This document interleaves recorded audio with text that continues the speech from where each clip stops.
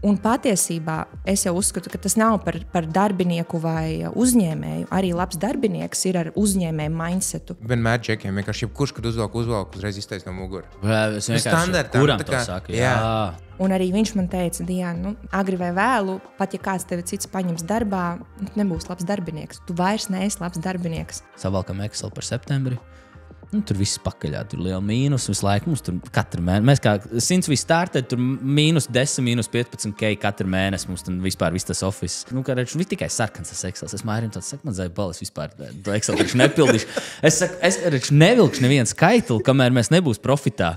Man īstenībā ar tevīm jau tā ļoti sen gribējos aprunāties. Vēlējos Diānas uzaicināt. Jau īstenībā jau kādu labu laiku.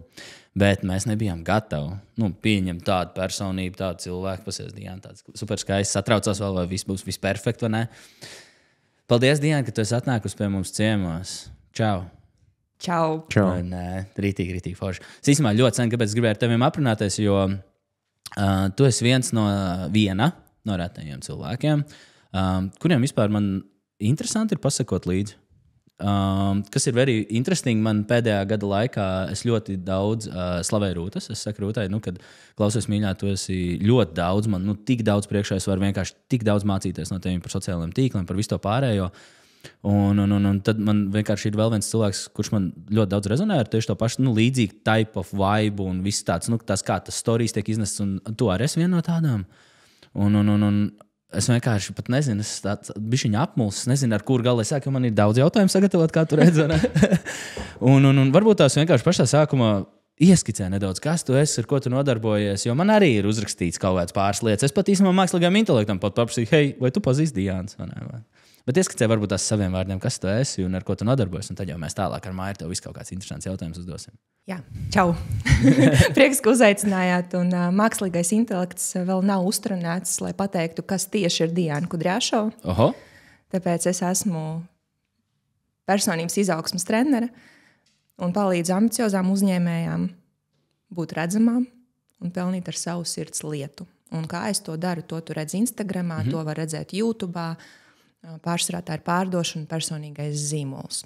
Jā, jo tu esi tāds pilgt arī, un arī tas viss, ko tu saki, ir on point, un tā viss tā uzdrīkstēšanās, un tas, kā tu to iznesi. Īstenībā tu tā tikko teici, ka var būt tās, kad mākslīgais intelekts tur nav uztrenēts. Work in progress. Klausies, širo, klausies. Diana ir certificēta personības izaugsmes trenere. Vārds vārdā, kā tu tikko pateici.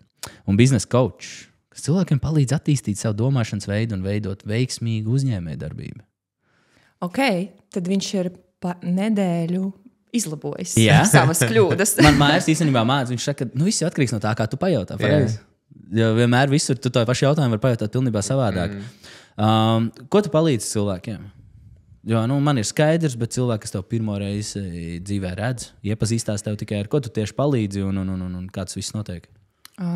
Liela daļa ir mindset darbs, drosme parādīt sevi, jo tiklīdz tu pārdod ar savu personību, pārdod tā kā caur savu personīgo zīmolu, tā ir nedaudz cita pārdošana. Un ļoti daudz pakalpojumu sniedzējs, kas uzsāk savu solo uzņēmē darbību, viņas ir bijušas veiksmīgas korporatīvajā vidē, bet tiklīdz viņām ir jāatklājas kā personībai, jo personīgā zīmola viens no lieliem aspektiem ir personīgie stāsti, tad tur mēs ļoti daudz strādājam ar mindsetu, jo tiklīdz ir kaut kas personisks, cilvēkam sākas ieslēdzas bailes tikt atraidītam, bailes, ko citi padomās. Ir ļoti, ļoti daudz tādi psiholoģiski aspekti, ar ko cilvēks vienkārši saskaras ceļā uz redzamību, uz atpazīstamību, jo ir tiešām ļoti daudz spēcīgu ekspertu, biznesa mentoru, mārketinga speciālistu, kuri ir ēnā aiz kaut kādām korporācijām, bet tiklīdz viņiem jāatklājas pašiem, tad tas prasa kaut kādu mindset darbu. Protams, stratēģijas, pārdošanas stratēģijas, pašprezentācijas stratēģijas. Tie ir 3 pamata pilāri, no kā vispār sastāv mana metodoloģija, mindsets, enerģija un stratēģija. Un stratēģija patiesībā ir kaut 10%. Tagad tu saki mindsets, ko tieši tu ar to domā? Kā tu to izskaidro tādā vienkāršā valodā? Domāšanas stratēģijas. Kā tu domā? Ir cilvēks, kurš iet uz darbu, viņš ir algots darbinieks, piemēram. Tā ir viena domāšana. Tiklīdz tu kļūsti par sava laika tā kā pavēlnieku, savu priekšnieku, tur ir nedaudz cita domāšana ieslēdzas. Ja? Un mēs attīstam to domāšanas veidu. Un patiesībā es jau uzskatu, ka tas nav par darbinieku vai uzņēmēju. Arī labs darbinieks ir ar uzņēmēju mindsetu. Un viņam vienkārši ir izdevīgāk būt par darbinieku, jo uzņēmēja darbība nav nekas diži krūts, un tas nenozīmē, ka tu ļoti labi pelni. Bet tas veids, kā tu domā, un kāpēc viens darbinieks ir veiksmīgs un iet pa karjeras kāpnēm uz augšu, un otrs tāds nav. Tāpēc, ka ir kaut kāds mindsets, kas rada kaut kādu stāvokli, kas rada kaut kādus lēmumus, pieņemtos lēmumus, kā cilvēks pieņem lēmumus, vai arī nepieņem vispār. Ja? Un tas viss iziet no stāvokļa un mindseta, kas iet tā kā roku rokā. Kāds saka, ka stāvoklis ir pirmais, jā, es tam ticu, bet mūsu prāts īsti viņam nav skaidrs, jo tas tā ir kaut kāda abstrakcija. Līdz ar to domāšanas stratēģijas mums ir skaidrākas mūsu prātam, līdz ar to mēs caur šo vienkārši skaidrāko instrumentu mainam mūsu stāvokli. Un līdz ar to mums ir vieglāk mainīt kaut kādas darbības mūsu dzīvē. Man liekas, ka es laiks manipulēju ar sevi, bet apzināti, ka manipulēju ar sevi. Mums, man liekas, bija tieši saruna par to, ka es arī stāstīju, kad lai es nonāku kaut kādā specifiskā tajā sajūtā vai vaibā, es zinu, ka man ir jāizdara tas. Piemēram, es vakaros vēlos meditēt, piemēram. Ja? Man šausmīgi grūti ir apsēsties un vienkārši sākt meditēt. Bet, ja es esmu aizgājis uz sportzāli un vienkārši fiziski to visu es izgaisu cauri, vienkārši nometu to dienas, to rašu, iegaisu pirtī, nomierināju, atnāku mājās, es zinu, kad es varēšu pameditēt.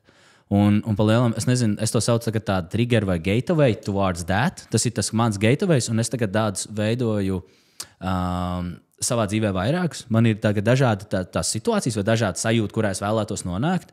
Un nebūtu tam nav jābūt kaut kādām narkotikām, alkoholam vai vēl kaut kādam citam. Tas ir mākslīgākais un ātrākais un vieglākais veids.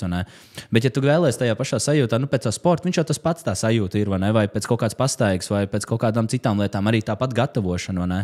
Šausmīgi vienkārši tev, es cilvēkiem vienkārši daudzkārt saku, pamēģini pagatavot ēst, neuzslēdzot YouTube video. Tu pat nespēji iedomāties, cik tu tālu aizdomāsies visādām interesantām lietām. Un tas pats, es katru dienu steigs cepu. Tas man vienkārši brutāli. Tik daudz liek aizdomāties. Es tik saprotu, ko tu stāsti. Tev nav vispār neviena tāda? Ir man, es palielam, es vispār nemeditēju, tā kā man baigi bieži nesanāk. Bet tad, kad es eju 75 hard, arī tagad, un arī pirms tam vairākas reizes vienkārši es sāku mēģināt jogu, un pēc jogas parasti ir meditācija, vai ne? Un, ja es gribu apsēsties un meditēt, man nesanāk, bet tad, ja ir tā joga, pirms tam tu sagatavojies tajā meditācijai, vienkārši tur izlokies, izstaipies kārtīgi, tu vienkārši tu esi pakustējies bišķiņu, un tev pēc tam ir daudz vieglāk vienkārši apgulties.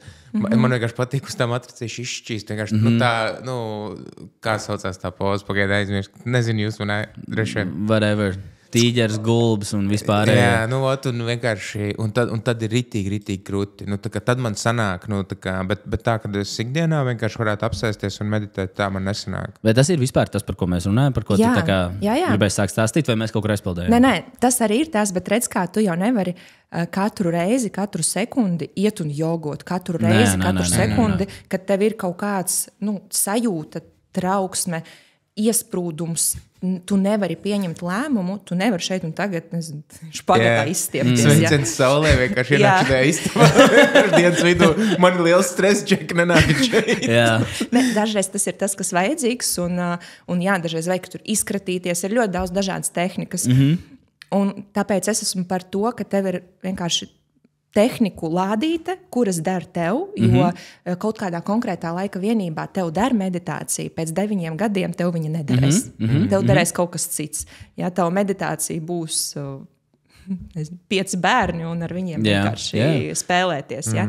Un tas ir ok, un katram ir tie savi veidi. Bet tas ir tas, un plus vēl daudz kas cits. Tas ir dažādas tehnikas, kā tu šeit un tagad vienkārši atkodē kaut kādu savu prāta gļuku, kas tev netraucē, kas tev tieši traucē pieņemt lēmumu. Jo ko tik mūsu prāts neizdomā? Tiklīdz tev jābūt atbildīgai par saviem lēmumiem, jāsāk pārdot vai vēl kaut ko, es neesmu gana laba, ko par mani padomās, man fonti nav pareizi, un vispār man triggerē, man liekas, kad visi jau to dara. Nu, ko tik cilvēks neizdomā savā prātā, lai izvairītos no vienkārši viena lēmuma pieņemšanas. Yeah.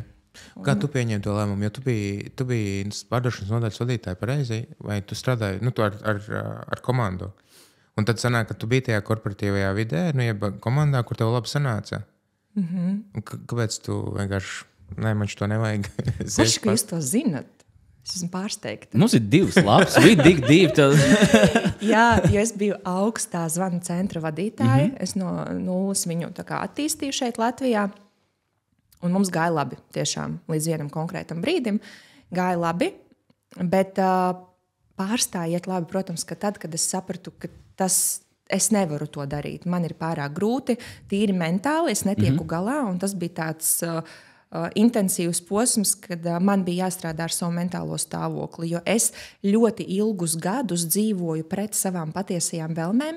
Es darīju priekš citiem. Es mācījos pārdošanu, mācījos biznesa vadību, visu es darīju priekš citiem, lai palīdzētu uzņēmumu vadītājiem. Es biju diezgan ilgus gadus CEO asistents, vēl pirms es biju pārdevējs. Un tas viss, protams, man iedeva nereāli krūtu backgroundu. Jā, viņš tirgojas laukšanas robotus un būvēja fermas, un es tur pieļauju kļūdas pa 20 štukām, kas ir apmēram tā. Un viņš man ļāva mācīties, un man ir milzīga pateicība tam cilvēkam, jo es iemācījos ļoti daudz. Nice. Kā vadīt, es redzēju, kā viņš vada, kā viņš attīsta to visu.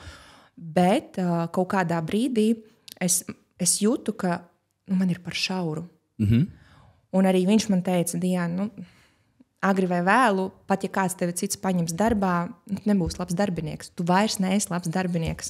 Un, protams, ka man bija to sāpīgi dzirdēt. Viņš mani atlaida, tad, protams, ka es aizgāju uz citu darbu par to pārdošanas nodaļas vadītāju.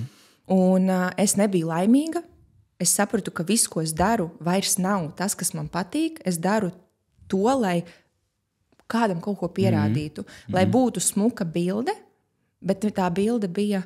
Es nebiju dzīva, es biju beigta beigās. Tur iekšā es nebiju, es biju mirusi. Un mani tieši tas pats arī uzņēmējs, pie kā es to pirmo darbu ieguvu, kur es biju CEO asistente.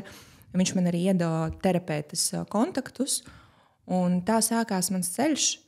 Es sāku strādāt ar savu iekšiņu, sāku strādāt ar iekšējiem procesiem. Un man kļuva par īsu. Kā jau Diānai, viņai vajag visu un pa pilnu programmu. Un man tā viena sesija nedēļā man bija par īsu.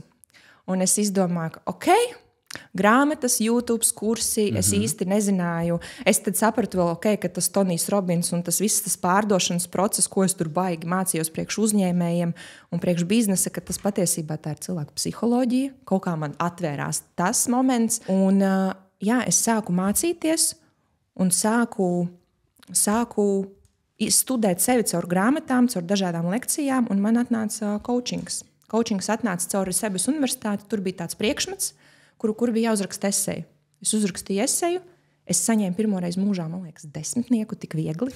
Tik viegli, tiešām, jo es tā kaifoju rakstot to visu papīru, un viņš man teica, tik jauna, tik gudra, tik vieda, un es izkusu. Un es atradu savu mentoru, Tatjanu Dremļugu, Baltika Coaching centrā vadītāju, dibinātāju, un teicu, māci mani 1-1. Viņa teica, tik jauns coachs nevar būt. Es saku, vārdu vai aiziet. Viss. Man liekas, ka tas ir ritīgi krūti. Es esmu saskāries ar daudz jauniem kočiem. Viena no manām rūgtākajām pieredzēm bija viena meitene, kurai bija 18, 19 gadi, un viņa mācīja tur 40 plus CEO sievietes, un es viņai saku, man liekas, ka šī ir not gonna work, bet viņa bija tik entuziasma pilna un viss tas pārējais, bet tā arī nekad tur nekas neaizgājā, bet jo, zin kā, grūti ir izdzīvot tajā Shark Tankā, sauksim to tā, vai ne, un tev tur ir jābūt ar tādu savu raksturu spēcīgu, zin kā, un pazīstu tevi arī personīgi. You stand your ground. Tas man ļoti patīk, arī tik cieņpilni. Respektēju tevi par to, jo tu vienmēr stand your ground un stāv par savām vērtībām. Un tas, man liekas, ir fantastisks. Tas, kas cilvēkiem pašlaik pietrūkst šausmīgi, kad tevi var, mūsdienu to average Joe var ļoti viegli manipulēt. Nu, tā kā tev kāds kaut ko pasaka, tu tāds, fuck, jā, viņam ir taisnība. Fuck, kā taisnība? Kā tu viņu kā viņš tur iekļuva iekšā, vai ne? Kā viņš tur varēja tev tik dīļi pēkšņi ar 2 teikumiem aizskart? Un man daily tas, mēs tur nedēļu atpakaļ runājām ar Elīnu, un es tieši tāpat viņai stāstīju par TikTok journey savējo, kur vienkārši vispār man bailes līst iekšā. Man vienkārši slēgt tāda nepatīkama sajūta par to visu, bet tas ir atkal tikai back ar manīm. Vienkārši tikai par un ap manīm. Jūs jau varētu ignorēt visas trokšņas, skaņas un visu to pārējo. Bet man vienkārši pašlaik dzīvē tāds posms, ka es vienkārši nevēlos to visu laist sevi iekšā. Tieši tā. Un ja tas manī maina to, kad man vienkārši jāizdzēš viena aplikācija no telefona un man pēkšņi viss dzīvē ir kārtībā, tas ir tas mans viens lēmums. That one thing I can change today. Ķipā, lai vienkārši es tur nevēlos būt, man tur jāiet. Tieši tā, ja tev tā šodien ir vieglāk, kāpēc ne? Tieši tā. Cilvēki vienkārši mēģina sev iemanipulēt kaut kādās vidēs, kurās viņi nemaz neiedarās. Un, un tu sēdi, un tu mēģini, kaut vai tas ir tas pats darbs, ne? Kad tu sēdi, tu vienkārši šeit tādu, es taču te vienkārši neiedaros, nav kaut kas pareizi, vienkārši, not cool.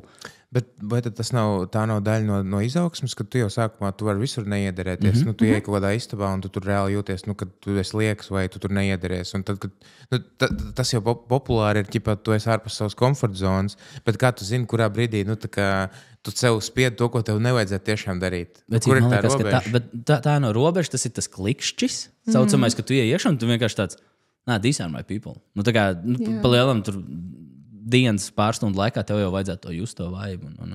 Nevar savādāk. Man liekas, tā ir tā iekšējā sajūta, tas klikšķis tāds, yep, I'm in the right spot. Klausies. Pirms mēs tam sākām, es teicu, kurš mēs tad daudz nevaram runāt, jo mēs jau tur podcastu saturu sākam ražot, jau tikko kad ienākuši. Pirmām kārtām, sirsnīgs tev paldies par dāvanām. Diana, ja es celšu to kasti, viņi tur būs big, steiki, ananāsi, uzkodas, vēl kaut kas. Pirmām kārtām, tas šausmīgi daudz pasaka par cilvēku, jo sanāca arī tā, ka tas nav tā, ka mums cilvēki mums mīļē, mums jānes dāvans, nesiet dāvans, mums visiem patīk dāvans, ne? Tas šausmīgi daudz pastāst par cilvēku, un īstenībā arī par pagājušo gadu mums bija tikai 2 cilvēki, kur mums atnes dāvans. Kur 2 cilvēki mums atnes dāvans? Lauris. Nē, tad īstenībā vairāk sanāk, bet zem 5. Ko tu... Tu nemaz neatceries. Viņš apēja to dāvanu, es nemaz nedabūju. Es 2 kursus saņēmu, kurus mums atnāca ieradās ofisā un reāli atnesa packages. Tas bija Pēters Nexus Global un tu? Edmunds atnes cigārus, Lauris atnāca dāvanām ar visādiem paraugiem, kafiju. Nē, tas ir savādāk. Viņi atnāca uz podcastu. Es runāju par tā kā gadā, par noslēdzot 2024. gadu, 2 uzņēmēji ieradās ar dāvanām. Es runāju par podcastu giftiem. Vispār tu ieradies pie mums un ieradās Nexus Global pie mums ieradās. Tikai 2 viesi. Yeah, that's what I'm saying. Un tas šausmīgi daudz pasaka par pašu cilvēku, par to, ka tu nedaudz arī aizdomājies par to, kur tu dodies, jo ne jau tas, ko tu atnes, tas, kā tu atnes. Tas ir how do you show up. Man viens no maniem mentoriem vienmēr man to iemācīja, kā tu ieradīsies, how do you show up. Kā tu izskaties, kā tu runā, kā tu stāvi, kāda ir tava pasaule iekšējā, to visu tā kā jūt. Zini, kā vienmēr tas labs ir tas salīdzinājums ar to, kad tu sēdi pie tāda liela mītinga galda. Izstāstos strādā lielā korporatīvā vidē, jums tur kaut kā 30 cilvēki sēž, tur skyscraperā pie galda, visi gaida mītingu un tagad ienāk priekšnieks. Un viņš nav neko pateicis, bet visi zina, kurš ir priekšnieks. Tu tā kā jūti, jau pēc auras, pēc stājas, viss kaut ko savācās, zini, tas pārējais. Tas ir, man liekas, tas, pēc kā mums visiem būtu jāteicās, jo kā neizdvešot ne skaņu pateikt pilnīgi visu, vai ne? Tāda aura radīt. Un es vienkārši zinu, ka tu pilnīgi visās telpās tādi ierodās. Bet mēs nemainīgi, pirms tam sākām kaut ko stāstīt, un tu man teici, ka man tev jāpajautā, jo es gribu saprast to. Mēs vienkārši ar Māju palikām uz jautājumu zīmes. Ko nozīmē Gucci somas teorija? Jo es visu laiku, mans tas komplimentārī vārds, es parasti cilvēkiem saku, tas Gucci. Un tad teicu, man ir kaut Gucci soma, un es tev gribu izstāstīt Gucci somas teoriju, un es tev neļāvu. Izstāstīs? Jā, Gucci somas teorija. Es bez darba, man nav naudas, es esmu bezdarbniece. Man ir parādā uzņēmums, kur es strādāju, tieši tas zvanu centrs. Es jau to parādu esmu aizmirsusi, dzīvoju saviem bezdarbniekiem, būvēju savu coachinga biznesu, bet kaut ko tur jau kruķiju, bīdos un plānoju online produktus. Un man ienāk nauda. Ienāk tur pie kaut kādiem 2000 parāds atdots. Es tā, wow, ok, zolīdi cienu, negaidīju, es tiešām biju gaidījis, ka man uzmeta. Un man vajag somu. Es esmu sākusi tusēt ar vienu dāmu, kura man rāda piemēru, kā ģērties, kā ēst. Un tiešām blakus viņai es ļoti daudz izglītojos par dažādām lietām. Un viņa ir shopper bags. Un es saku, man arī vajag tikai kādu. Un vienīgais, kas man patīk, ir Gucci. Veca kā ar caurumiem, bet tikai tāpēc, ka tas ir Gucci, to var atļauties nesāt ar caurumiem. Nu, iekšpuses ar MacGyveru salīmē šīs somas. Jā, un stāsts ir tāds, ka man ir, es gribu Gucci somu, es viņu gribu. Viņa maksā tajā laikā 850 eiro, 900 eiro ar piegādi. Man, es nepelnu, nav loģiski, nav nekādas vispār loģikas, ko? Tā kā insane. Un ir cita soma pa 400 eiro. Bet man nepatīk neviena lētāka. Man patīk tā pa 400, bet jau pa 400, tad 900, tad vispār nekas no tā nav loģiski. Un tad šī soma ir sold out. Un man bija ļoti dziļas skumjas. Es sapratu, nē. Ja viņa parādīsies, es apsolu sev viņu nopirkt, un es apsolu, ka es nopelnīšu 2 reizes vairāk. Kas tā arī notika. Pēc nedēļas viņa parādījās veikalā, es viņu momentāli nopirku. Viņa gan jau maksāja par kaut kādiem 30 eiro dārgāk, bet nekas. Es viņu nopirku, un šī soma vēl joprojām, vēl tagad, lai kāda viņa būtu, viņa man sagādā prieku. Viņa man sagādā prieku, viņa man sagādā kolosālas atmiņas. Es esmu šo teoriju pastāstījusi ļoti daudziem cilvēkiem, iedvesmojusi, maksas bezmaksas projektos stāstījusi šo stāstu, cik ļoti šī te dažreiz, es tagad negribu, lai saprot nepareizi, finanšu pratībai ir jābūt, bet ir lietas, kurām nav loģika, bet viņas tev atnes daudz vairāk. Un tā ir tā sajūta, ar kuru tu pēc tam dari šīs lietas. Un es radīju kursus. Es radīju pirmo bezmaksas kursu, maksas kursu tajā gadā ar to sajūtu. Es staigāju, šī soma bija vienīgais brands, kas man bija, un es staigāju tā, it kā es būtu miljonāri. Man bija tāda sajūta, es nopirku zāra žaketes, es nopirku vislētākās drēbes, sakombinēju, un šī soma iedeva man vienkārši tā kā wow tēlu. Bet ne jau tāpēc, ka tā ir Gucci soma, bet tāpēc, ka mans stāvoklis, pateicoties Gucci somai, vienkārši mainījās. Un viss, un maina vēl joprojām. Kad man ir sūdīgi. Kad tu ieliec sev tādā pareizā vidē vai kaut kas klāt, jā, tas ir šausmīgi svarīgi.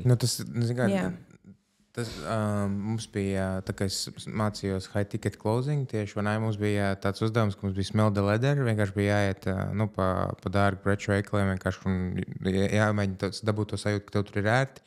Jo parasti sākumā, tu pēc laika džinsus pa 100 eiro, ja pa 50, tu ieej veiklā, kur maksā džinsus 300-500 eiro, tev uzreiz tāds tā kā kaut kas nav kārtībā, un tu visu tu ej no turienes, tu pazūdi.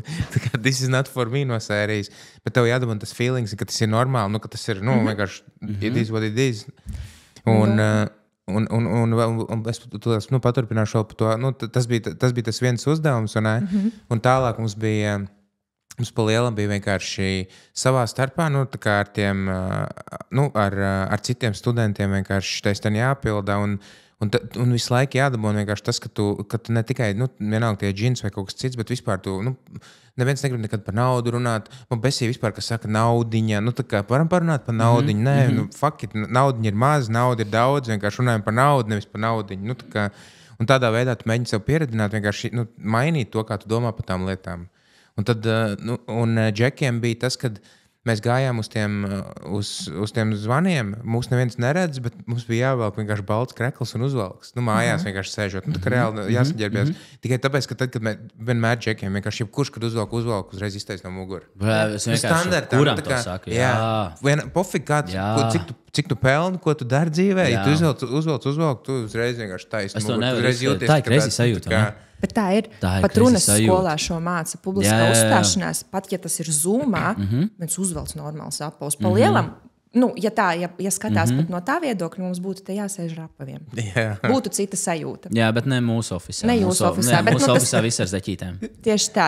Tāpēc, protams, vienmēr ir ārpus kaut kādi rāmji, savi noteikumi, un tu ieliec sevi stāvoklī ar materiālo pasauli. Tu esi šeit nācis, lai to darītu.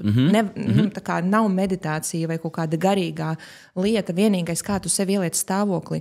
Un plus, tu jau nevari pārdot high ticket, ja tu nezini, kas vispār ir high ticket enerģija. Tas ir otrs.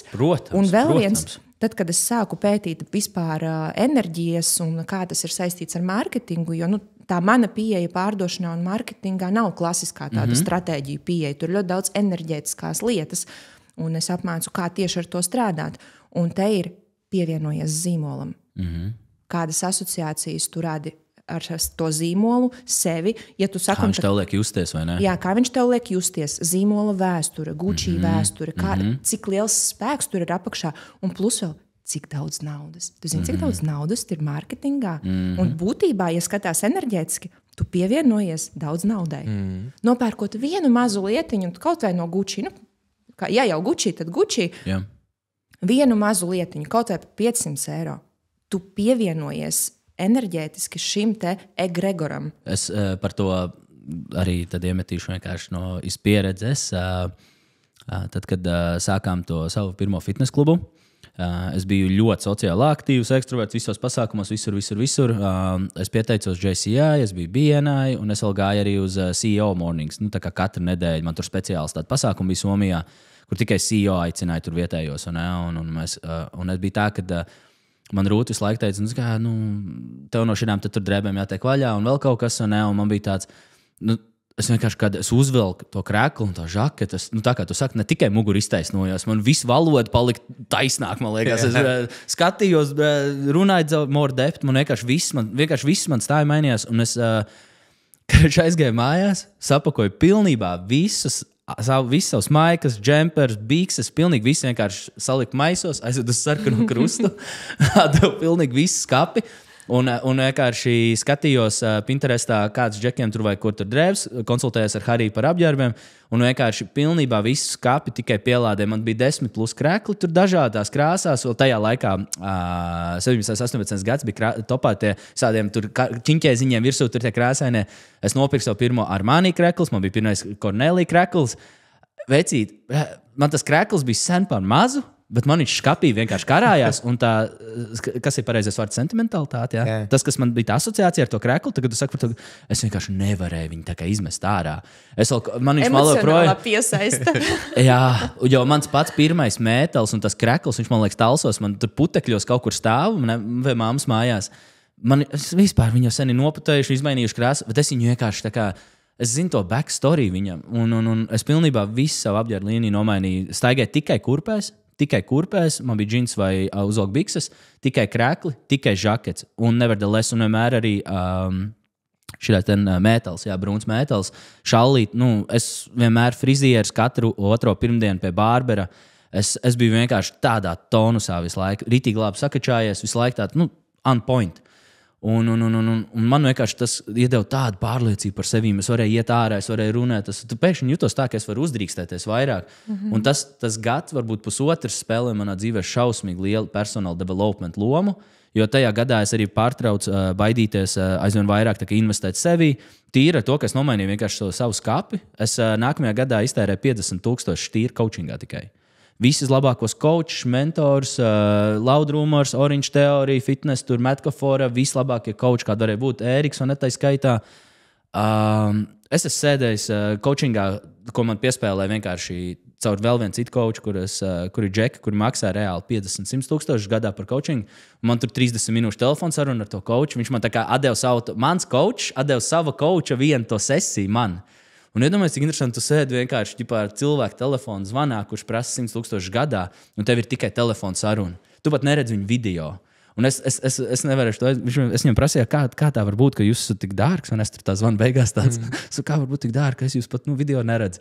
Viņš saka, tad, kad tu sēdi ar cilvēku telefonu zvanu coachingā, tev strādā tikai viena maņa.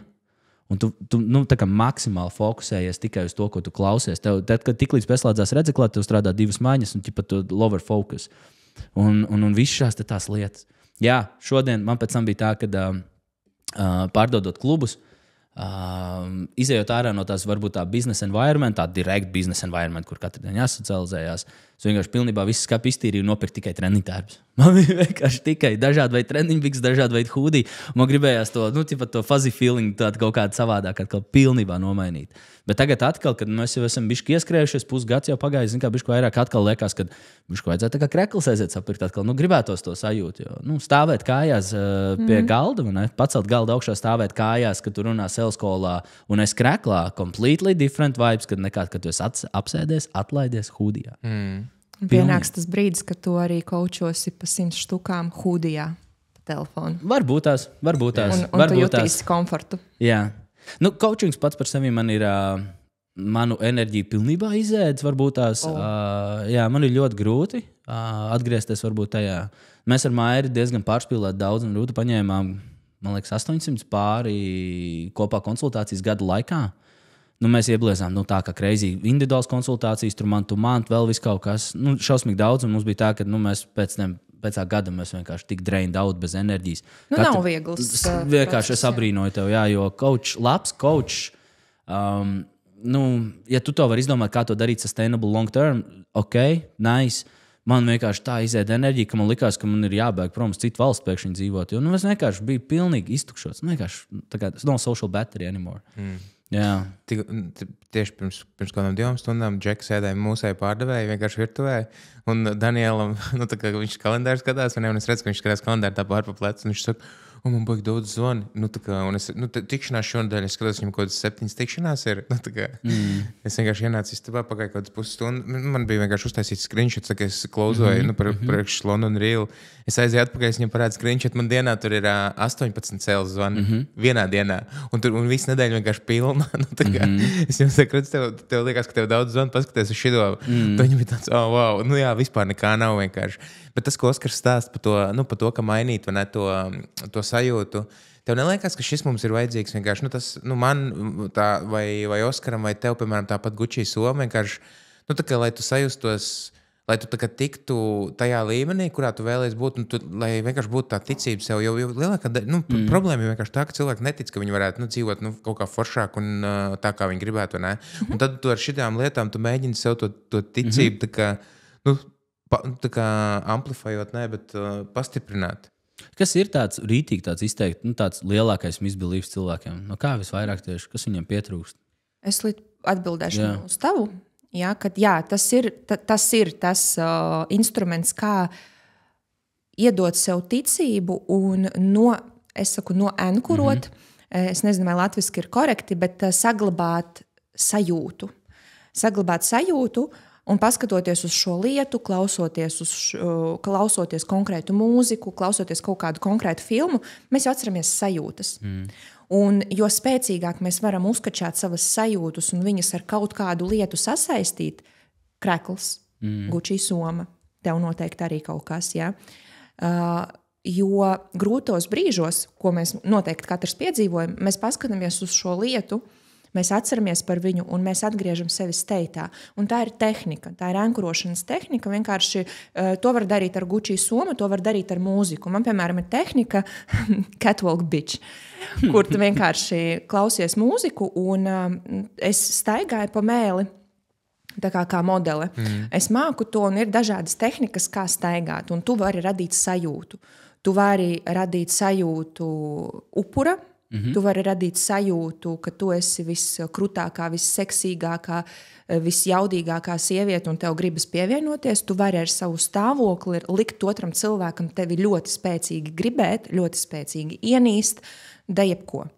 Un vienkārši tad, kad tu pārvaldi to savu enerģiju un ieliec sev konkrētā stāvoklī, tu viņu izstaro. Un tu piesaisti attiecīgā cilvēka versiju, jo es varu piesaistīt cilvēka upura versiju, un es varu piesaistīt cilvēka spēka versiju. Un abi divi viņi var būt mani klienti. Vienkārši ar upuri strādāt ir sarežģītāk.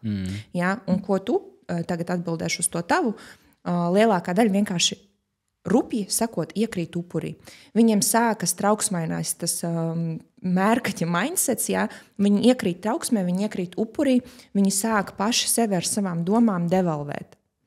Un, protams, sāk izdomāt stāstus, kāpēc, ka bail, ko citi padomās, viltvarža sindroms, neesmu pietiekoši labs, 55 certifikāti un tā tālāk, bet patiesībā tur iztrūkst vienkārši konkrētas rīcības uz tavu mērķi, nospraud mērķi, vai nu tu gribi, vai nu tu negribi.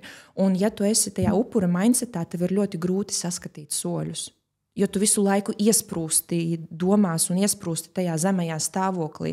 Ja mēs paskatāmies Hofkinsa skalu, kur ir emociju skala, tur ir apakšā nāve, apātija, depresija, kauns, vainas sajūta, bailes, vēlme. Tie ir zemi stāvokļi. Arī vēlme ir zemes stāvoklis. Vienkārši, ja tu visu laiku esi vēlmē, tu izjūti deficītu. Līdz ar to mums ir jāmācas būt priecīgiem. Un bieži vien, ar ko arī sākas coachings, ļoti daudz domā, ka tūlīt mēs sāksim strateģiski kapāt pie Excel tabulām. Jā, viņas ir, protams, viņas ir svarīgas, jo mums ir tas viss jāsazemē. Bet, ja tu nesakārto savu stāvokli, tev neviens konkrēts solis nepalīdzēs. Un visbiežāk, jā, ja cilvēks nedara tā, tad viņš ir iestidzis upurī. Viss vienkāršākais. Neko gudri tur, es domāju, nav. Nekādu terminoloģiju jāpielieto. Nā, tas man liekas, tas visvieglākā pozīcija, kur vienkārši sev būtu. Un tāds, man jau viss pasaule, man jau viss tas. Es vienkārši vispār nekad neesmu to sajūts. Es nezinu, man kaut kāda alfa kaut kāda mentalitāte man vienkārši nekad nav ļāvusi sajusties pat vājam. Un dažkārt vienkārši tas man ir traucējis arī. Kad tu neļauj sev pat sajusties vājam, citreiz tu neatļauj sev būt tā kā, nezinu, kas īstais vārds, ievainojamam vai vēl kaut kādam. Visu laiku tas brutālais face on, tu visu laiku mauc, nevienam neko nedrīkst izrādīt un vēl kaut kas. Un tas, man liekas, throughout life, tas tā kā, man liekas, kad es dabūju savu pašu pirmo darbu Somijā, demolācijā, man vienkārši, es 3 mēnešus biju staigājis apkārt, printējis CV, katru ielu, tur es izprintēju lielu karti, tāds izprintējis 100 CV, atzīmēja ar marķierīti ielu, kur es šodien iešu kājām 30 km pārdienā, vienkārši gāju katrā tur devu to darbu.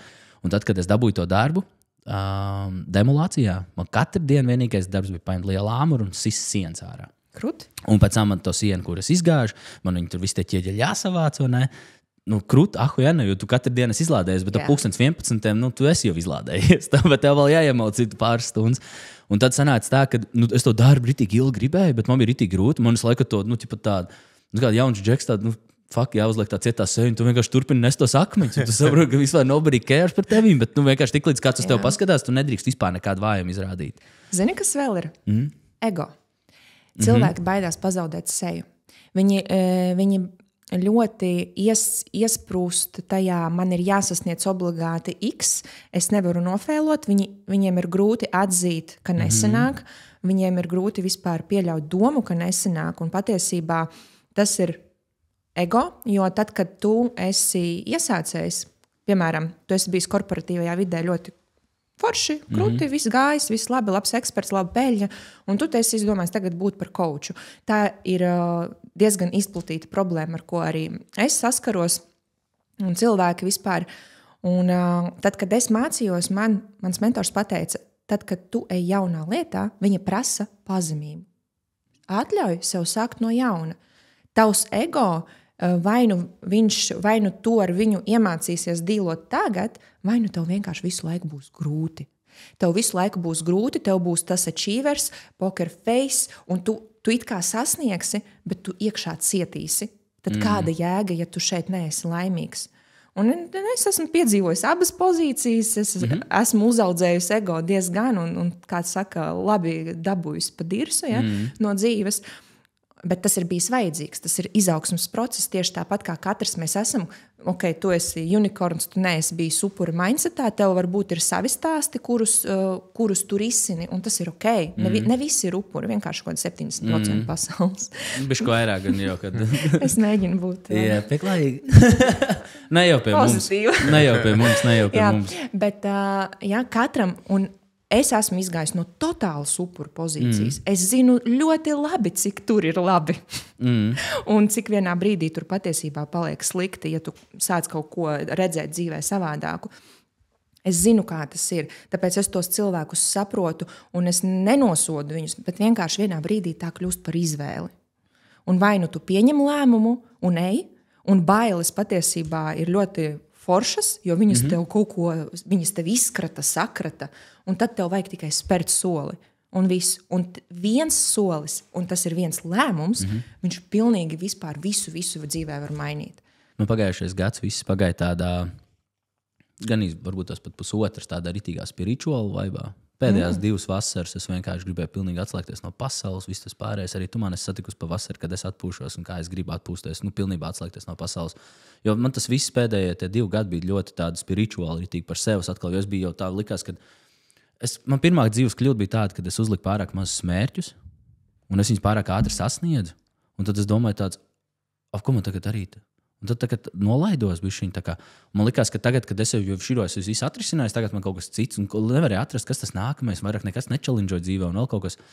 Un vajadzēja bišķi pāris spirituāli lietas sakārtot sevi, sakārtot visu to pārējo, bišķi atļaut, tā kā, reāli, ko es darīju? Es gulēju šausmīgi daudz, 25 nakts hamukā pie jūras pavadīju, aizpagājušajā vasarā nobraucu vienkārši visu Latvijas priekšstā Ričuku. Pēc tam nākamajā vasarā ar draugiem vienkārši maksimāli daudz pie jūras, pie dabas, vēl kaut kur ar tevīm kopā arī mēs bijām, ne? Man to visu vienkārši vajadzēja, lai es būtu atkal tas cilvēks. Es vienkārši rīčārdžoju. Es nezinu, kā to vēl saka, zemējums, vēl kaut kas. Man vienkārši vajadzēja. Man vajadzēja fucking plikām kājām staigāt pa jūras smiltīm un vienkārši būt tur hamukā gulēt un bišķi pabaudīt to wilderness, dabu un visu to pārējo, lai atgrieztos šajā ar tādu enerģiju, kāda mēs esam pašlaik. Un arī atsaucoties par to humbling down, humbling experience vai vēl kaut kas. Pieticība. Zin kā, mans un tavs ego, par ko mēs runājām arī bišķiņ nedēļu atpakaļ. Es teicu Mairim, zin kā, Mair, cik dienas tu pēc kārtas lasi grāmatu? Jā, tur būs 1000. Lai tu saprastu. Tā kā, un daudzkārt, un man ir līdzīgi. Par audio grāmatām izklausās crazy, vai ne? Kā tu cilvēki tā neticēs, viņam bija pierakstīts. Es 100% zinu, ka Mairs nedirš. Reāli tā ir fucking realitāte. Vieglāk ir to izdarīt, nekā neizdarīt. Jo, kā, ja tu sāc straiku, un viņam ir tas streiks tā kā uzskaitīts, vai ne? Un tad es saku Mairim nedēļā atpakaļ, es saku, klausies, vecī, zini, kā ir bišķiņ tas, ka tu esi tajā 1000. dienā tulītās, vai ne? Ar tām grāmatām. Es esmu, nezinu, kurā 1000. stundā ar savām audio grāmatām. Es saku, mums tas bišķiņ ego pašlaik traucē vienkārši apsēsties pie vecā labā kaut kāda bezmaksas kursa, kā baltām lapām, un vienkārši atkal pamācīties no tā, kur mēs rītīgi nenormāli daudz atspērienu dabūjām tur 3-4 gadus atpakaļ. Un tā kā bišķiņ nolikt to ego malā un tāds, īstenībā 3 gadus atpakaļ tas kurs bija ahuenīs. Un es tagad saku, mums bišķiņ tas ego tagad traucē, tas tieši, ko tu stāsti. Vajag interesanti. Tas ir pirmā ievada lekcija, kur es stāstu sistēmas likumus un kā ar to ego strādāt. Jo, ja tu, piemēram, atnāc pie coacha, lai ko parādītu savu ego, tev nebūs rezultātu. Jā. Tu nebūsi man ne labs case, ne tev būs rezultātu. Tas būs vienkārši zaudēts laiks un enerģija abām pusēm. Un tad vienkārši viss, kas tev ir jādara, jāsāk ievērot sistēmas likumus. Ja tu atnāc pie kaut kāda skolotāja, tātad tu esi skolnieks. Un tu, lai saņemtu no šīs sistēmas pašu labāko, ko vien tā sistēma tev var iedot, tu pildīsi skolnieka, studenta, klienta funkciju. Ja? Tieši tāpat kā es pie jums atnāku, es jums nemācu, kā vadīt biznesu, taisīt man produktus un vēl kaut kā. Es pildu klienta funkciju. Mans uzdevums ir tur nokomunicēt, vēl kaut kā. Un tā katrā sistēmā ir savi elementi ar savām funkcijām. Biznesa sistēma ir attiecību sistēma, māte, meita, vīrs, sieva sistēma, vīrs, vecāki tur un tā tālāk. Ja? Un vienkārši katrā sistēmā ir jāievēro 5 soļi. Katras sistēmas elementam. Un cilvēki bieži vien vienkārši to nedara. Ne attiecībās, ne biznesā, ne coachingā, un tāpēc viņi nesaņem rezultātu. Tik vienkārši tas ir. Īstenībā, ja cilvēki bišķiņ varbūt tās klausīsies padziļinātāk, šī sarunā ir tāds dziļums. Īstenībā, viss, ko mēs te runājam, un viena no tām lietām, ko mēs gribam mainīt arī vispār tādā informācijas telpā, ir tīk, lai viesi, kas nāk pie mums, dalās ar tādu veidu informāciju, par ko jūs prasat naudu. Un es vienkārši ticu, ka arī daudz lietas, kuras tu jau pieminēji, jau ir tādas, par kurām tu varbūt tās citreiz prasa arī kaut kādu konsultācijas maksu vai kaut ko, jo tu diezgan daudz jau izstāsties. Es vienkārši zinu, kad tas bija jau bīgi. Ja mēs paējam bišķiņā tieši tagad, kad ir jauns gads, arī mēs visi uzņēmēji seto goals arī šim gadam un viss tas pārējais. Kā tu pašlaik redzi, kas ir tās stratēģijas, kurām mums varbūt, es nezinu, vai tā ir stratēģija, mindsets vai kaut kas, ko tu varētu varbūt tās iedot, kas palīdz šiem jauniem uzņēmējiem, bišķiņ tā kā tam pārkāpt pāri. Jo kāpēc es vienkārši par to jauno gadu pieminu, jo jauns gads ir, man liekas, viskrūtākais moments, kad izmantot, jo tas lielais placebo efekts, kas mums ir, lai dotos uz džimu, jāizmanto. Sākt jaunas lietas dzīvē, jāizmanto. Fakt, tā kā quarter one ir all placebo efekts, palielam. Kāpēc viņi neizmantot savā labā, jo tas tāds, tipa fakes. Varbūt tu vari iedot kaut kādas tipiņas tieši par priekš uzņēmējiem, kuriem vajadzētu gan spirituāli, arī citos līmeņos, arī uzņēmēju darbībā sakārtot, varbūt tās kādu maksas atbildi padalīties. Maksas. Uztaisīt sākumā vispār savu biznesa revīziju. Biznesa tādu veselības check-upu. Pastāsti. Tīri, no kā sastāv biznesa, pieņemsim. Jā, tas ir, viens ir pārdošana, viens ir tavs mārketings, kas arī ir tā kā pārdošana, bet drusciņi atsevišķa daļa. Jā, ir kaut kādi procesi, kas ir sistēmas procesi, tur operatīvās kaut kādas lietas. Pieņemsim, kas tagad pārdošana, mārketings. Piegāde, jā. Piegāde, tu kā personība un vēl kaut kādi tehniskās lietas.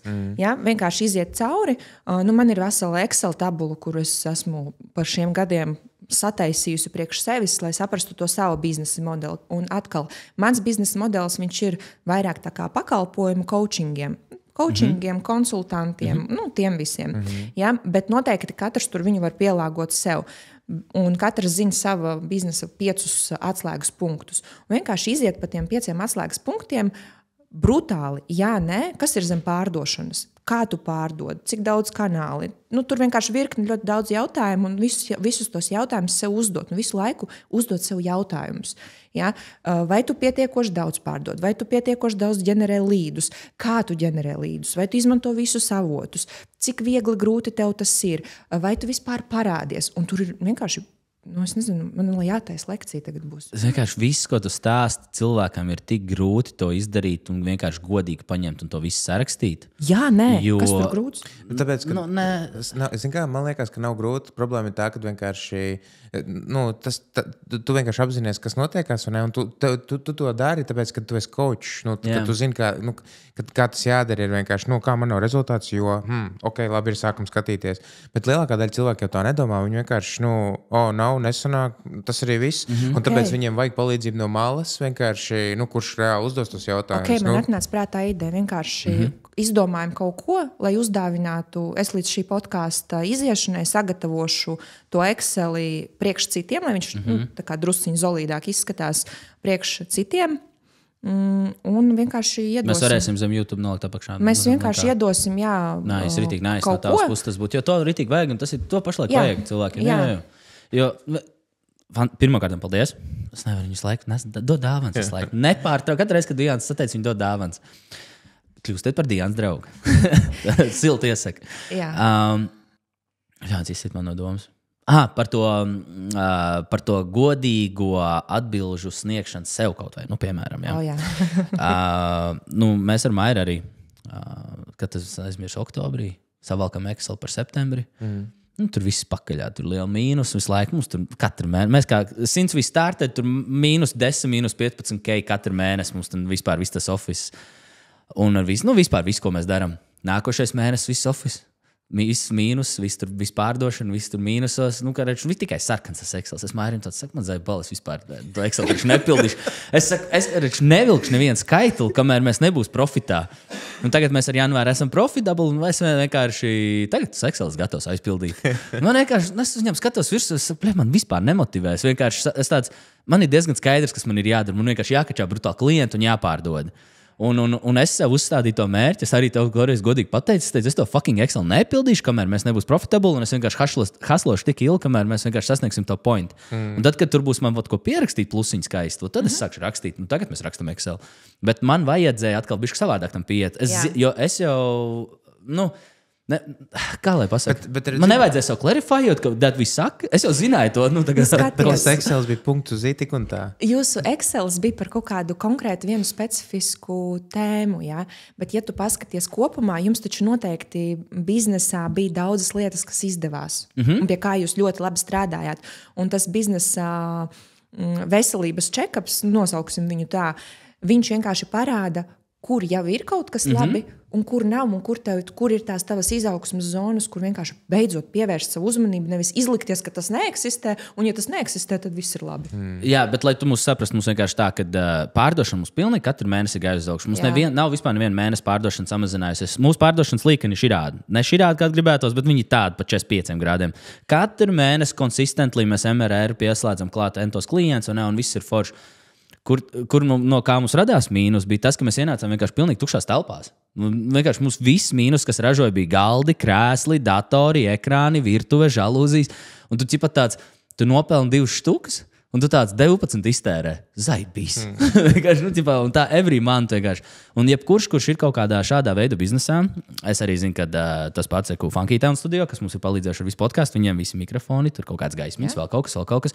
100% tu pirmos mēnešus esi, jebkur, kur tev vajag kaut kāda equipment, tu nevar būt vienkārši plusos. Ķipa kaut vai pārdošana iet uz augšu, bet tev jau tas viss ir jānopērk. Un to ļoti liela daļa nesaprot. Arī īpaši manas nišas pārstāvi.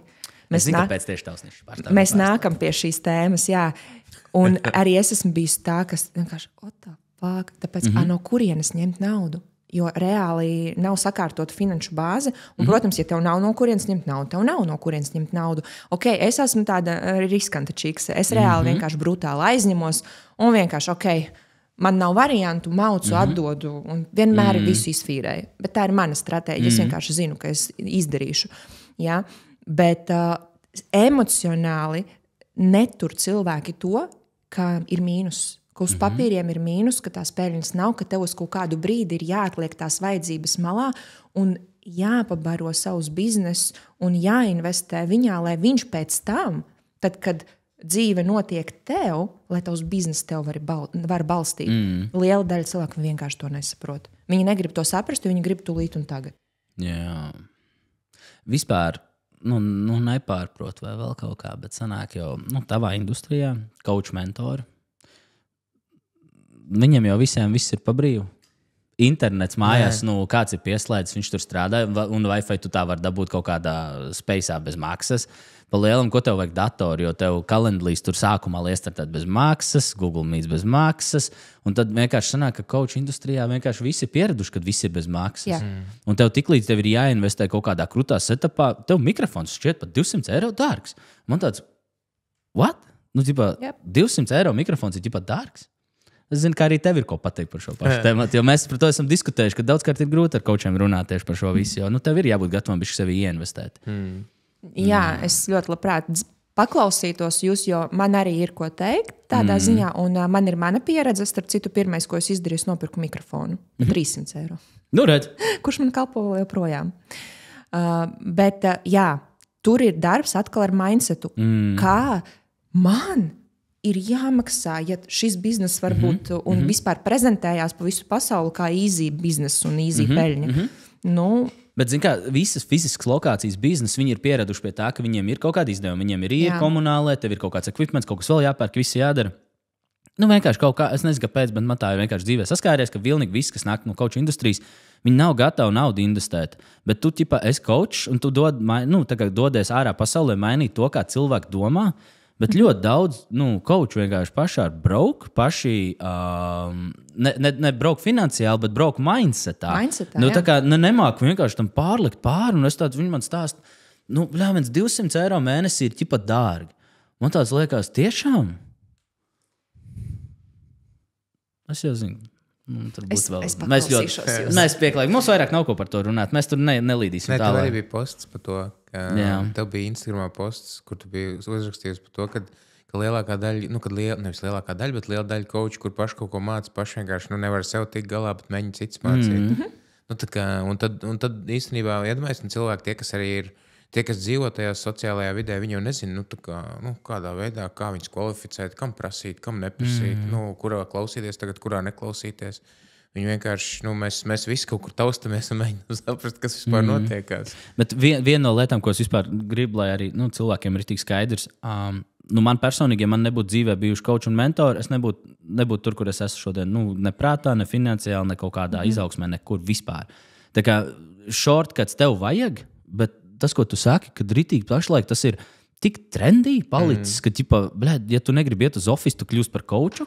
Un tad kā lai izfiltrē labu coachu? Un es tevi pazīstu personīgi, es vienkārši zinu, es pat zinu arī vīriešus, kas iet pēc tevīm coachoties, vai ne? Kas ir, tā kā tu visu laiku runāji vienkārši tādā sievišķīgā valodā, uzrunājot ļoti daudz sieviešu auditorijas, vienkārši zinu, ka arī ir vīrieši, kas iet pēc tevis coachoties. Un tas par tevīm ļoti daudz parāda, vai ne? Ka tu vari vēl tā izdarīt. Bet kā lai tas average Joe, tas Latvijas izfiltrē? Average Jānis, kā lai vidējais Jānis no kaut kāda maza ciematiņa, nezinu, kaut kur, kā lai viņš uzdod kādu kvalificējušu jautājumu, lai saprastu, vai šis būs īstais cilvēks, ar kuram tu vēlēsi atdot, varbūt tās, nezinu, vai pēdējo, kas tev zeķē palicis, ko tu esi sakrājis? Pirmkārt, izpētīt to cilvēku. Droši var jautāt arī certifikātus. Tas ir tikai ok. Un tam cilvēkam ir jābūt ok. Coaching industrija, viņi ir tāda specifiska. Un tie coachinga certifikāti, teiksim tā, viņi var būt, var nebūt, bet pārsvarā viņi ir. Un tev ir tiesības paprasīt. Ja? Un tam cilvēkam arī līdz ar to vajag parādīt. Tas ir viens. Otrs, protams, skatīties uz cilvēka keisiem, kurus arī it kā var uzbūvēt, bet pa lielam, ja skatās tieši uz Latviju, tādi ļoti aktīvie spēlētāji, viņi nemaz nav daudz. Vienkārši pēc fakta. Viņi nav daudz, un tie, kur ir aktīvi, tos arī tu redzi, tu vari nolasīt vaibu pēc postiem, un tu jau saproti personību, kas rezonē, jo tur ir svarīgs personības aspekts. Un tādam vidējam Jānim, viņam īsti varbūt pie manis nebūs ko darīt. Ja? Bet viņam būs ko darīt pie Lienas, kurai ir nesen gadu sākusi un kurai coachings maksā 60-70 eiro, un viņam būs riktīgi foršs mečs. Bet tā nav atkal tāda mācīšanās uz citu rēķinu, jo tagad sanāk tā, ka tev varbūt tās nav tā pieredze, bet tas džeks, kurš ir atnācis, viņš tā kā meklē to life changing, to thing. Bet tad sanāk tā, ka tev jau īsti nav ko viņam dot vai unlockot to. Skaties, life changing thing, tas ir es uzskatu, ka tā ir tāda ilūzija, kad kaut kas vienā reizē mainās.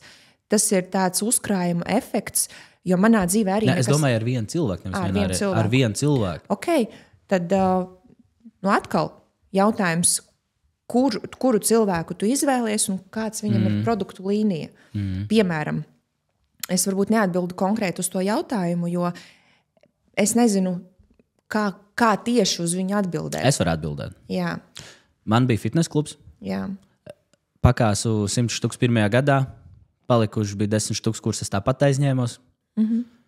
Un es vienkārši meklēju viskrūtāko fitness klubu owner coach, kurš vienkārši jau ir izdarījis to, ko viņš ir izdarījis. Jā. Es atradu Matka Fora, Orange Theory fitness owners, viņam ir 800-900 lokācijas fitness klubu, un katra lokācija pelna virs 1 miljonu. Ok, ja mēs runājam par Viss man bija Oskaru diezgan skaidrs, tajā ko es gribēju. situācijā, tad jā, tad ir skaidrs.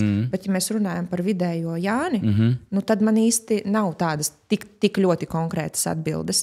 Vienkārši es varu pateikt, kā es sāku, jo es biju vidējā Diana, tikko izgājusi no depresijas, un es varu pastāstīt savu ceļu. Es biju totāli, reāli izputējusi, man bija mīnus kontā, es nomas naudu aizņēmos. Jā, tā kā kauns bija, jā. Un ko es darīju? Es katru rītu, man bija disciplīna. Kā iziet no depresijas, jo es negribēju tajā sūdu stāvoklī ilgi būt. Es cēlos 5, es taisīju savus sūdu maizītes, kuras man beigās negaršoja, viņas bija augstas uz beigām palikušas. Es gāju uz treniņu, 7 jau biju Global Fitnessā. Es trenējos ceļā uz globālu, un pēc tam vēl kardio laikā es klausījos bezmaksas podkastus, bezmaksas audio grāmatas. Non-stop katru dienu es vienkārši programmēju savu mindsetu. Mūks, kas pārdeva Ferrari, man vienkārši bija atverošs tāds, man bija klikšķis, un tad man bija vēl viens klikšķis, un tad es kļuvu gatava kādam maksāt. Tad es samaksāju uzreiz cik tur štukas par savu mentoru, bet es vēl maksāju dažādus kursus. Es sāku pirkt online produktus, kas likās, dīvaini, jo es taču esmu pieradusi pirkt tādu coachu, pie kura es eju un pie kura mēs tur ofisā coachojamies, kura mani apmāca, jo tās ir apmācības. Tā kā veselu gadu. Un es pirku visādas lekcijas. Es vienkārši soli pa solim pieredināju. Un tagad, ja, piemēram, toreiz es samaksāju, lai kļūtu par coachu, tajā laikā tie bija 3000, un es līdz tam nonācu caur kaut kādiem bezmaksas podkāstiem, bezmaksas, kā bezmaksas, maksas audio grāmatām, vienkārši man viņas iedeva paklausīties bez maksas. Tā kā pirātiskā versija vai vēl kaut kā. Bet es pēc tam nopelnīju, es pēc tam samaksāju. Es nopirku abonementu, MyBook vai vēl kaut kur tur. Ja? Es pēc tam par to samaksāju, bet sākumā es to klausījos bez maksas. Tagad es maksāju par coachingu tur 50 štukas. Es esmu izaugusi līdz tam. Diānas versija 2018. gadā, kad es sāku, viņai bija bail maksāt par 50 eiro par kaut ko. Tu fantastiski atbildēji uz savu iepriekšējo jautājumu par to, ka es nevaru viņam iedot, tikko izstāstīt, kas ir tā vidējā. Tu īstenībā pati tikko caur savu stāstu radīji to atbildi, ko tam vidējam cilvēkam vajadzēja īstenībā dzirdēt. Vienkārši mums visiem jau ir jāsāk no tā. Ar kaut kādu free content, vienkārši pilni YouTube ir ar bezmaksas informāciju, ar pilnīgi visu, ko tev vajag. Mēs arī nevarējām nopirkt to laudrumu ar to coaching sākumā. Viņš bija dārgs diezgan, tur vajadzēja iemaksāt 10K, un tad katru mēnesi pusotrīt, vai ne? Bet krūt bija, jo katru rītu mēs reāli sēdējām vienā grupā ar rentiem fitness kluba owneriem no visas pasaules, un vienkārši katru rītu 9 runājām. Un mēs no sākuma to naudu, lai varētu nopirkt to access tam, mēs vienkārši no viņa free YouTube kanāla vienkārši visu mācījāmies, visu tur pārdošanas, sales script, vienkārši no viņa YouTube kanāla, pilnīgi bezmaksas informācijas veidā, arī Rūta pateiks tieši to pašu, mēs vienkārši tik sakojām to informāciju, tur centāmies sūkt visu iekšā, pārdot, izmantot, un beigās varējām nopirkt tieši to pašu tipa maksas access. Jā, baigi forši tu īstenībā atbildēji uz to. Es vēlreiz tas Grant Cardone, tas if you pay attention. Tas ir vienkārši. Ja tu samaksā vienalga par jebko, ko tu samaksās, labi, tie 50-100 eiro vairāk, arī tādiem nav vērtības. Cilvēki nopērk un neskatās reāli. Tagad tu samaksā vairāk naudu, tu vienkārši klausīsies pilnīgi katru vārdu, ko pateiks. Beigās, jo tu noteikti sapratīsi, ka tad, kad tu samaksā tās entos tūkstošus, tā informācija jau bieži vien atkārtojās. Viņa nav tāda ļoti unikāla. Protams, tu noteikti sadzirdi viņu savādāk, noteikti tur ir arī jauna informācija, bet ļoti daudz, kas tur ir tas, kas pieejams arī bez maksas. Vienkārši tur tu saņem klātesamību, tā cilvēka enerģiju, klātesamību, coachingu, un tas ir jau pilnīgi cits līmenis. Kas ir tas, tu teici, tu vidējiem Jānim nevar palīdzēt, ar kādiem klientiem, kādiem tu vari palīdzēt, ar ko tu reāli strādā, kas tās problēmas, kuras tur ikdienā redz visbiežāk?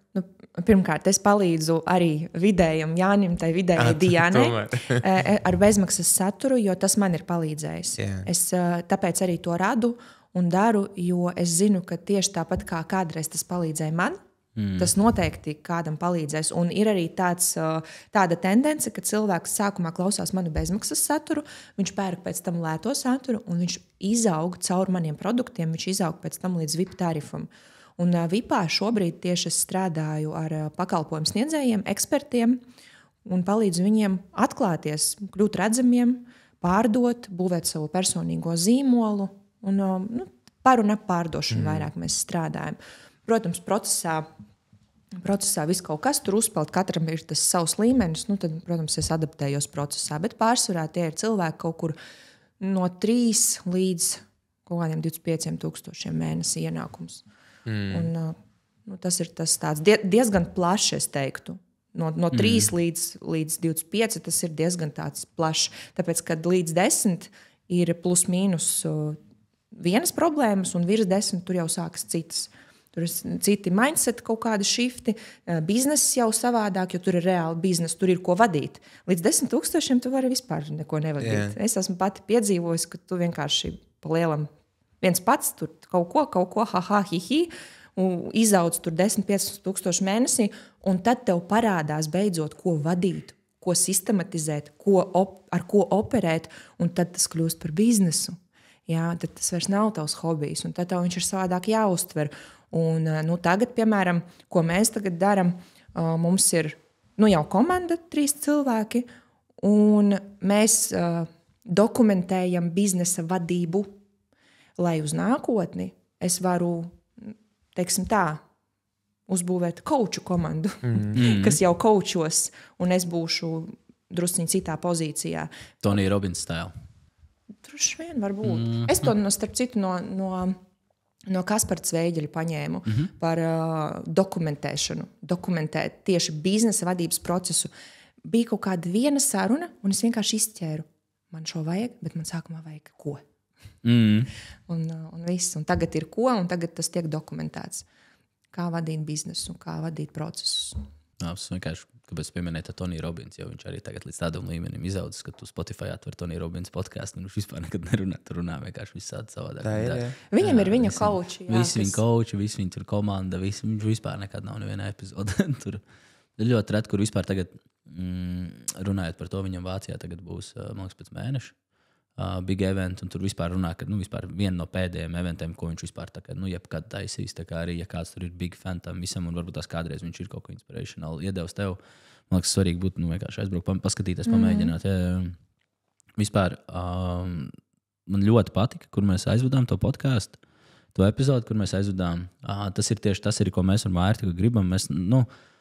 Mēs negribam tikai un vienīgi tur kaut kāds interesants veiksmes stāsts. Redz, kā tu pat atklājies, cik daudz ko īstenībā interesants lietas. Tu pastāstīji arī, kā tev ir gājis, ups and downs un visu to pārējo. Tā kā, man liekas, ritīgi fantastiska epizode. Pirmkārt, paldies. Mēs turēsim Diānu pie vārdu. Mēs dabūsim to failu, ja? Tas būs nice. Es domāju, ka we wrap it up. Un tas, tad mēs saliksim apakšā zem podkāsta to linku, visus sociālos tīklus, kur piesakot vispārējo. Pieliksim arī podkāstu Jack linku atkal, ja tu vēlies noskaidrot, cik tavs podkāsts maksā, tu vari aizpildīt visādi pošu tests un noskaidrot. Jā, tā kā sirsnīgs tev paldies, ka tu atnāc pie mums ciemos, veltīji laiku, paldies par dāvanām, paldies, ka tu esi asam. Paldies jums, ka uzaicinājāt tiešām. Paldies visiem, kas klausās. Šito podkāstu jāsūt kādam, kuram vajag aizdomāties, jo tu man lika aizdomāties. Tas bija tik krūti. Paldies tev par to. Čau.